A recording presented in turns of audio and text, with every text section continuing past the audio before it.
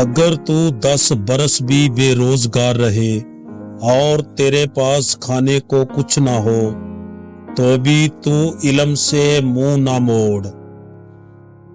زہر دکانوں پر نقلی اور زبانوں پر اصلی ملتا ہے۔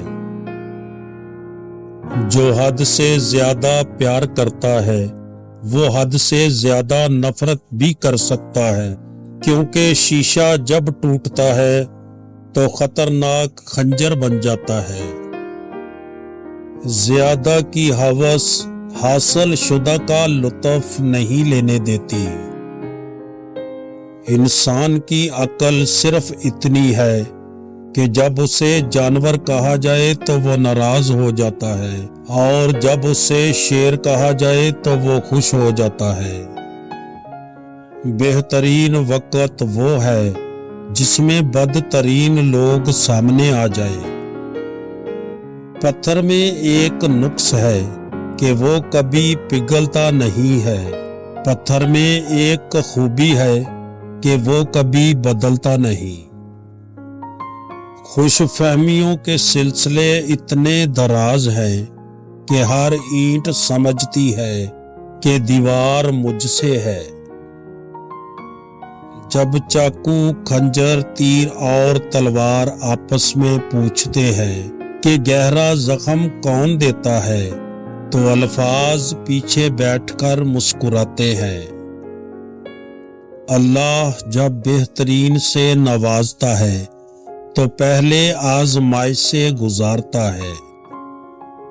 رشتوں کو اتنی خوبی سے نبھائیں کہ جیسے شہد کی مکھی پھولوں سے رس بھی لے لیتی ہے اور ان کا نقصان بھی نہیں کرتی۔ زندگی کتنی عجیب ہے، ہر انسان دنیا کی قید سے رہائی مانگتا ہے اور رہا ہونے سے ڈرتا ہے۔ حسد دراصل خود اعتمادی کی کمی کا نام ہے۔ زخم چھپانے کا ہنر سیکھو، ورنہ یہاں ہر دوسرا انسان ہاتھ میں نمک لیے پھرتا ہے۔ انسان سب کچھ بھول سکتا ہے سوائے ان لمحوں کے جب اسے اپنوں کی ضرورت تھی اور وہ دستیاب نہ تھے۔ دستک کا تسلسل مانگنے والے کی شدت کو ظاہر کرتا ہے۔ ہمارا تعلق اس نابینا معاشرے سے ہے کہ یہاں اداسی کا یقین دلانے کے لیے آنسو بہانا پڑتے ہیں اور بیماری کا یقین دلانے کے لیے مرنا پڑتا ہے۔ فقیر کی بھوک صرف اس کی جان کھاتی ہے، جبکہ سلطان کی بھوک ملک و ملت کو کھا جاتی ہے۔ کچھ لوگ صرف آپ سے اتنی محبت کرتے ہیں جتنا وہ آپ کو استعمال کر سکتے ہیں۔ جہاں ان کا مفاد ختم، وہاں ان کی محبت بھی ختم ہو جاتی ہے۔ دولت حیثیت تو بدل سکتی ہے پر اوقات نہیں۔ کسی ناقدر شخص سے محبت کرنا ایسے ہے جیسے آپ سونے کے پیالے میں آب حیات پیش کریں اور وہ اسے اپنے ہونٹوں سے لگانے کی بجائے اپنے پیر دھو لیں۔ جب انسان کا غم یا خوشی حد سے بڑھ جائے تو دنیا اس کے لیے حقیر ہو جاتی ہے۔ بغیر نقشے کے پرندے بھی اپنے مقام تک پہنچ جاتے ہیں، لیکن ایک انسان ہے جو دل سے دل تک پہنچنے میں ناکام رہتا ہے۔ رشتوں کو جوڑے رکھنے کے لیے کبھی گنگا، بہرا اور اندھا ہونا پڑتا ہے۔ تیرے وجود کی بنیاد تیرا باپ ہے، اگر وہ نہ ہوتا تو بھی نہ ہوتا۔ تو جان لو تمہارے اندر جو بھی اچھائی ہے، اس نعمت کی بنیاد تمہارا باپ ہے۔ انسان سے محبت وہی کر سکتا ہے जिस पर खुदा मेहरबान होता है। अगर आप हादसाती तौर पर किसी से 2-4 किताबें ज्यादा पढ़ गए हैं तो उन्हें हजम करना सीखें, दूसरों का जीना हराम न करें।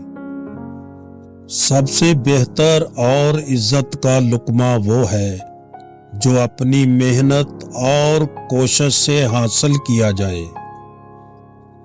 हम लोग नेक बनना नहीं, नेक दिखना और नेक कहलाना चाहते हैं, और ये मुनाफिकत का आला दर्जा है।